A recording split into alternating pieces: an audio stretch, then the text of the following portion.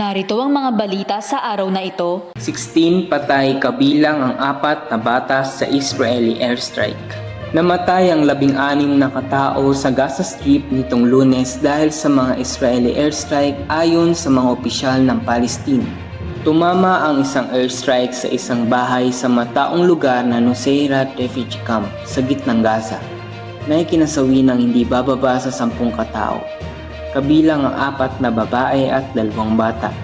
Kinumpirma ng Auda Hospital ang bilang na namatay at iniulat na 13 iba pa ang nasugatan.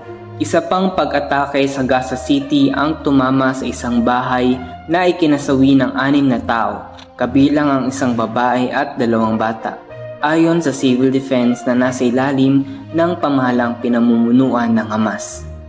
Inihayag naman ng Israel na ang mga militante lamang ang kanilang tinatarget at inaakusahan ng Hamas at iba pang grupo ng pagpapahamak sa mga sibilyan sa pamamagitan ng kanilang operasyon sa mga residential areas. Ngayon naman ay dumako tayo sa balitang showbiz.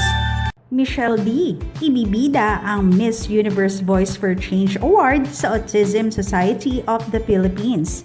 Nakatakdang ipresenta ni Michelle D. ang kanyang Miss Universe Special Award, Voice for Change, sa Autism Society of the Philippines ngayong linggo. Ipinahayag ng Miss Universe Philippines Organization sa Instagram ang balitang ito, isang araw matapos i-anunsyo ng beauty queen sa kanyang IG broadcast channel na siya ay naghihintay pa sa paglabas ng award. Ang Voice for Change Award ay may kasamang $12,000 na cash prize para sa bawat isa sa 3 gold medal winners at sa kanilang piniling charity. Matatanda ang isa sa mga nanalo si Michelle kasama sina Miss Angola at Miss Puerto Rico. At narito naman ang mga balita sa ating bansa. Alice Guo naninindigang pumirma ng affidavit bago tumakas ng Pinas. Nanindigan si Alice Guo, dating alkalde ng Bamban-Tarlac nitong Martes na nilagdaan niya ang huling pahina ng kanyang counter affidavit kadikit ng kasong human trafficking bago siya tumakas palabas ng Pinas noong huling linggo ng Hulyo. Inamin ito ni Guo sa pagpapatuloy ng investigasyon ng Senado ukol sa mga ilegal na Philippine Offshore Gaming Operators o POGO nang suriin ng mga senador ang counter affidavit na nanotaryo noong August 14 at isinumite sa Department of Justice noong August 16, isang buwan matapos tumakas si Guo mula sa bansa.